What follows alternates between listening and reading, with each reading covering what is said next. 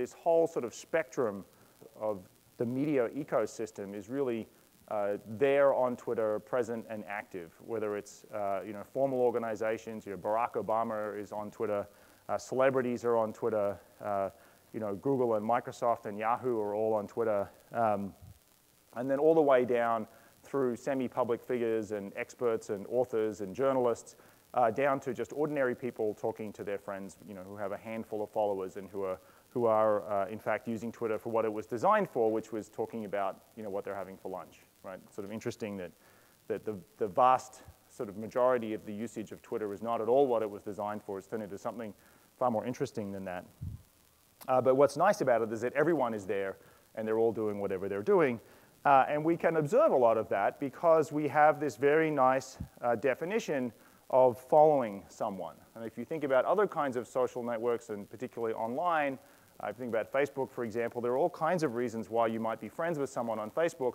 But on Twitter, there's really only one reason, which is that you're interested in hearing what they have to say. And when you're saying something on Twitter, you want to be heard, right? So there's a sort of one mode of interaction on Twitter, which makes it nice for studying these kinds of questions. And in many cases, you can actually follow the flow of information on Twitter in a very nice way. So one nice feature is that often people on Twitter are talking about stuff that's happening elsewhere online, and they refer to it by embedding a shortened URL. And so you think of that as a label that uniquely identifies a piece of content. And so now we can actually talk about content flowing through this network, billions of pieces of content, of unique pieces of content flowing through this vast network, and everything, at least in principle, is observable, which is very nice. And then finally, you can even start to quantify concepts like influence, admittedly in very limited ways. And here I'm going to be talking about retweets. But potentially, if you had other kinds of information like click-throughs and conversions, you could have a much richer and more interesting definition of influence. So this is work that was done with Xiaomei Wu, who was an intern at Yahoo a few years ago and now works at the Facebook data science team, and my colleagues Winter Mason and Jake Hoffman. And we're interested in trying to quantify who is saying what to whom on Twitter, and I'll be a little more specific about that in a second. We used the follower graph that had been crawled by another team of researchers before us, and then we took about 9 months of data from the Twitter firehose. This is every single tweet that has been streamed through Twitter. That's about 5 billion such tweets, but about 260 million of them contain bit.ly URLs. This is sort of back when bit.ly was the dominant URL shortener on Twitter before Twitter killed bit.ly. So now we're sort of constraining that to just 260 million of these tweets. And we're also using a feature that was introduced in 2009 called Twitter Lists, which was introduced, again, for one purpose and turned out to be useful for another purpose. The reason Twitter introduced lists was so that users could make sense of their feeds. If you're following like 300 people on Twitter, there's so much information streaming across your feed that you can't possibly see it all. So maybe you want to create a subset of individuals who are celebrities, for example, or who are network scientists. And so then you can do that and put whoever you want in that list and only see tweets from those people. But the consequence of that design choice is that now you have tens of millions or now hundreds of millions of individuals labeling other users on Twitter. So if somebody is in 10,000 other people's lists with the label celebrity on it, that person is probably a celebrity. So we are effectively using this as a crowdsourced way of generating labels for users, and it turns out to be extremely useful for that purpose.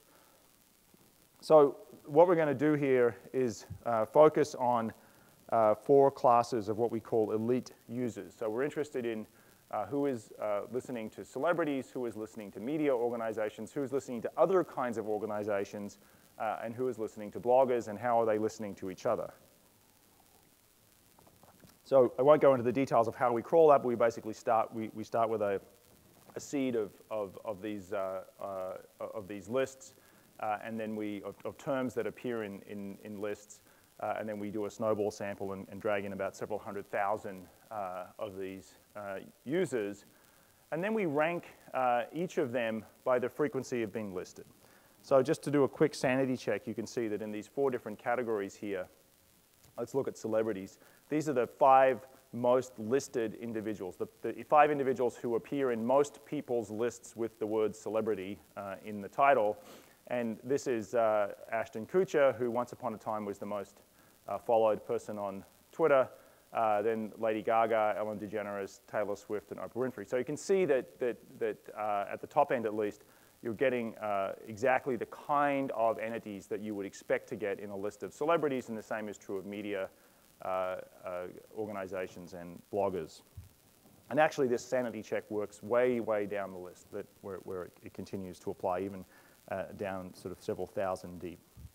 Okay, so we've managed to rank everybody in these lists. Now what we're interested in is how much are people or other people who are not in these lists paying attention to this category of elite users. So if we just take the top 5,000 of these users in each category, so you're going sort of fairly deep into the list of celebrities, for example. You haven't necessarily heard of the top 5,000, but if you go and look them up, you'll recognize that they are, in fact, celebrities of maybe a B and a C grade. So we have about 20,000 of these elite users. So this is about, at the time, there were about 40 million active users on Twitter. So this is 1/20th of a percent of the total population. So a very, very small percent. And they're only producing about 3% of the total number of tweets. So they're certainly more active than average users. In particular, the media organizations are the most active in terms of posting URLs. But the really striking fact is that if you look at what other people are receiving, so we take a random sample of 100,000 other users on Twitter, and we ask the question, if I look at this person's news feed, what fraction of tweets that show up on it containing URLs come from one of these 20,000 users? And the answer is about 50%. Right? So they're producing a small fraction of the total number of tweets, but if you look at what is being consumed, almost half of all the content that's been consumed is coming from one of these 20,000 users. So there is sort of a surprising concentration of attention on Twitter, even though it's this sort of vast decentralized network. So in this figure, you see overwhelming homophily, that celebrities overwhelmingly pay attention to other celebrities, media organizations to other media organizations, bloggers pay attention to other bloggers. The only category that pays more attention to other categories than it pays to itself is this category of organizations, which actually turns out to make a lot of sense because companies use, in particular, but also government agencies, use Twitter to listen to what other people are saying about them. And then if we look at retweet behavior, so some sort of measure of influence, we see an interesting finding that celebrities actually don't really care what anybody is saying. The media is somewhat active in retweeting, organizations not so much. The people who are really active in retweeting are, as you might imagine, the bloggers, the people who are sort of going around and hoovering through what everyone else is saying and deciding what is interesting and what other people should hear about. So this is very much their sort of self-appointed role in the world. And that's interesting because it reminds us of this very old idea that I'm sure you're all familiar with, the two-step flow of information that comes back from the 1950s and the work of Elihu Katz and Paul Lazarsfeld, who were, at the time, studying the importance of well, they thought they were studying mass media influence, but they ended up studying personal influence.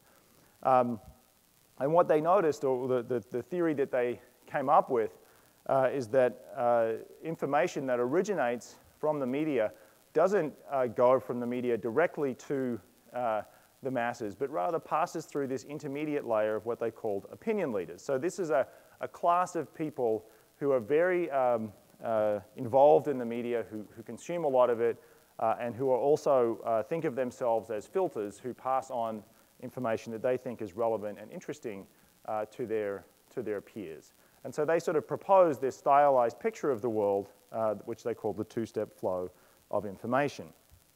And so it sounds a little bit like the bloggers are acting like these opinion leaders, and so we're going to look at that in more detail. And the way we do that is to take these 5,000 media accounts and look at everything that they produce. And so this is all the information that's coming from these 5,000 media accounts.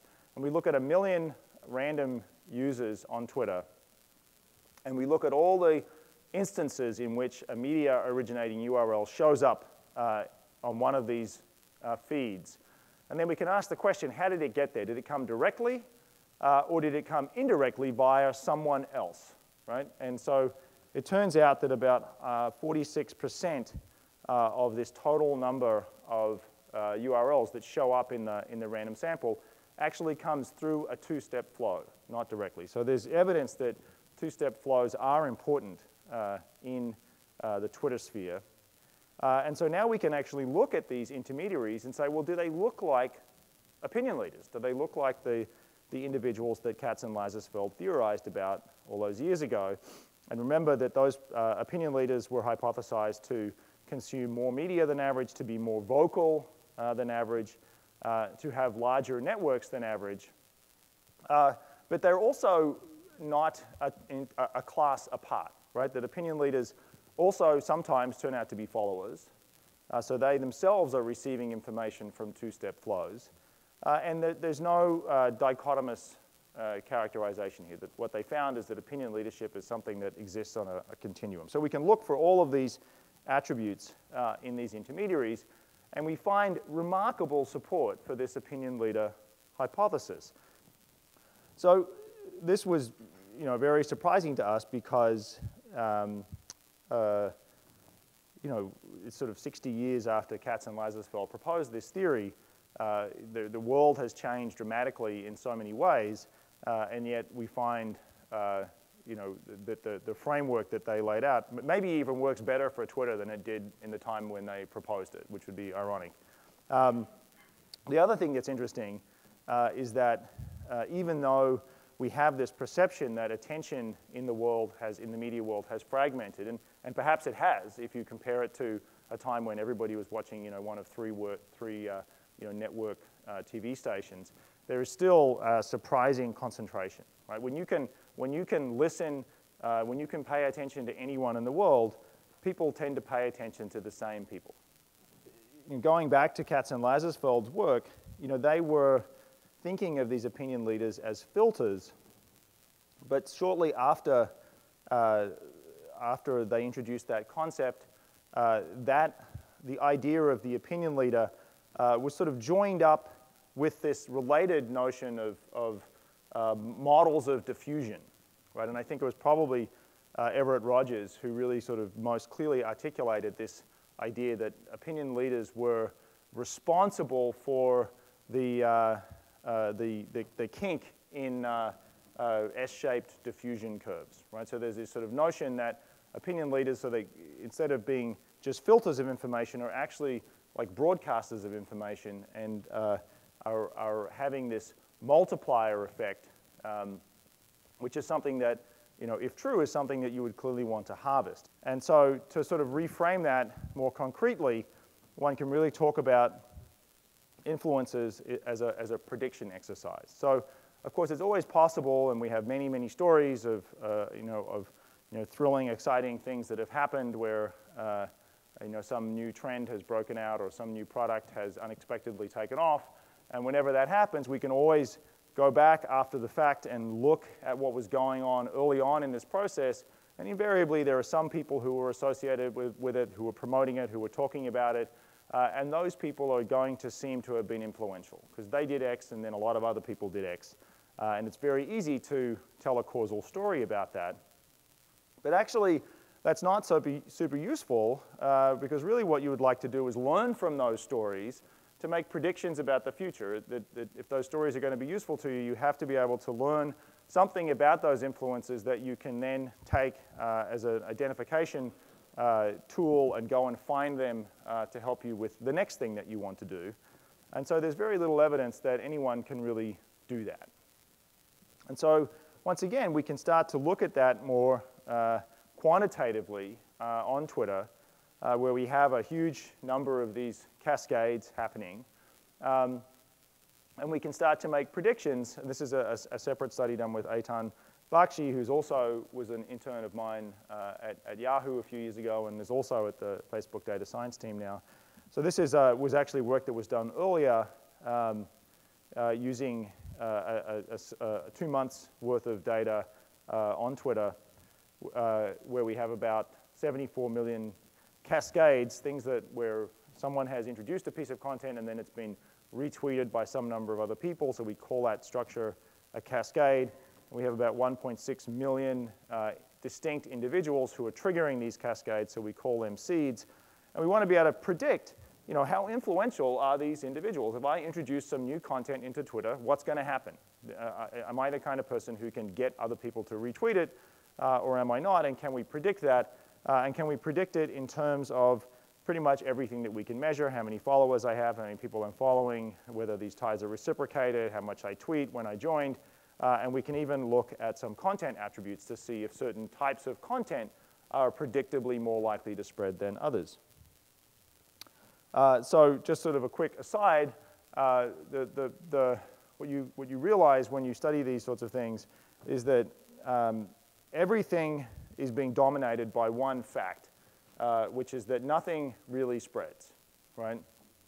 So this is what we call the Buzzkill law of social media, that if you look at content being introduced on Twitter, and this actually turns out to be true for other online examples as well, about 90% of things that get introduced don't get retweeted at all, and then about 8% of the things that do get retweeted by just one of your followers, about 1% get retweeted by 2 of your followers.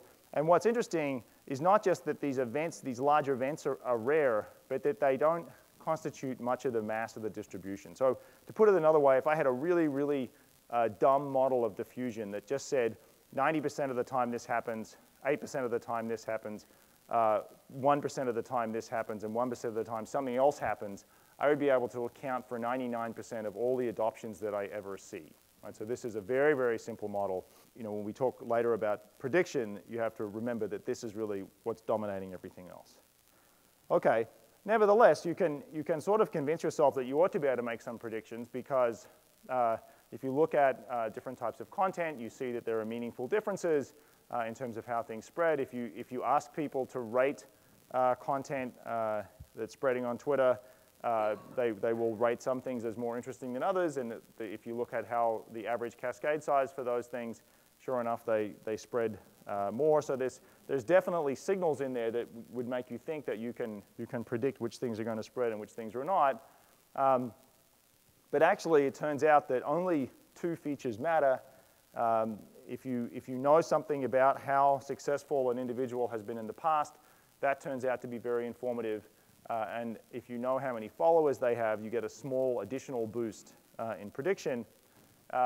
And really, nothing else makes any difference. Not even knowing about the content makes any difference. So what you're seeing here is this is on the x-axis, this is the influence that we predict somebody's going to have, and this is the influence that they actually have. And you can see that this model is pretty well calibrated in the sense that the little dots lie on the diagonal. So in some sense, we are able to predict influence.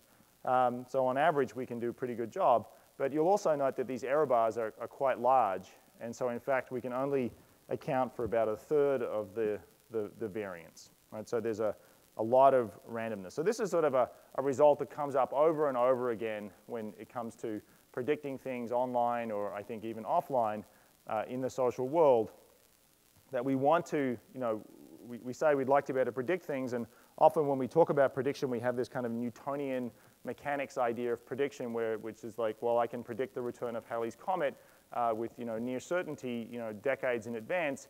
That's what I would like to be able to do in my advertising campaign as well. Instead, what you find is something like this, where sure, there are some features that are predictive. You can build a model. It's better than guessing randomly. But at the end of the day, whatever you put in that model, you're always going to have a large amount of unexplained variance, and there's really nothing you can do about that. If we just look a little more detail at these influences, you'll see that they're all basically public figures or organizations. These are people that you've heard of. So there are none of these sort of surprises, really, in terms of the East Village hipsters who just happen to be influential. These are all people who have large numbers of followers, like Barack Obama is in there, Britney Spears is in there. These are the people that you would have thought were influential before you learned all this surprising stuff about the law of the few. So this was something we read about when the study was being done, that Kim Kardashian was being paid $10,000 per tweet to tweet about people's products. And she had 1 million followers at the time. She probably has many millions now. So it's reasonable that if you're trying to sell handbags or shoes or something, that Kim Kardashian is someone who can get your message out there. But $10,000 a tweet is a lot. And maybe you could run some other kind of marketing campaign where you recruit less visible users to talk about your products who are much cheaper than Kim Kardashian. And so this is the thought experiment that we're conducting, where you imagine you have some cost function that's partly a fixed cost and partly a per follower cost. And depending on the ratio of those two things, you have a different state of the world. And you can ask, under these different states of the world, should I target a small number of these Kim Kardashian-like characters, or should I target a large number of ordinary seeds with a few followers, or somewhere in between? And the somewhat surprising result is that when your fixed costs are very high relative to your per follower cost, it is actually optimal to go after a small number of these people, right? A small number of highly influential people. But that's only true when your fixed costs are extremely high. And for every other circumstance, you see the maximum of these curves is in the interior or even on the left-hand side. And so you actually want to target, in those instances, what we call ordinary influencers, people who are of average or sometimes even less than average influence, but they're very numerous and they're very inexpensive. Okay, so just to wrap up, going back to the first study, we find that attention on Twitter is surprisingly concentrated. And once you learn that result, you might think, oh, well, that means that that influence is predictable, right? Because I know that a small number of people are getting paid a disproportionate amount of attention, and that's somewhat true. It's certainly the case and consistent with the first result that large cascades are more likely to start with these highly visible users, but most of these cascades are small. Going back to the Buzzkill law, even the Justin Biebers of the world are constantly tweeting about things, and most of the stuff that he says don't spread either. And so given that that's how things work, then the most efficient strategy can be targeting these ordinary influences and replicating many of these cascades. And so this is not to say one shouldn't try to predict influence or predict influences even, but that the model that we should have in our minds when we think about how things are spreading online is not this idea of social epidemics, right? It's not this idea, we shouldn't be thinking, I'm going to find 1 or 2 or 3 individuals and they're going to trigger this massive epidemic that's going to change how everybody thinks. It's not the sort of avian influenza view of the world. It's really thousands or millions of these tiny little events, each of which is generating 1 or 2 additional retweets. In fact, maybe even less than that. That if you're sort of getting a 20% or a 30% boost, if you're getting 0.2 or 0.3 of a retweet for every paid impression, that's actually a legitimate and useful gain that you're achieving. And if you can go from 20% to 40%, that's a 100% increase. So I think that this is the sort of less sexy view of the world. It's less magical, but it's more real and it's more replicable.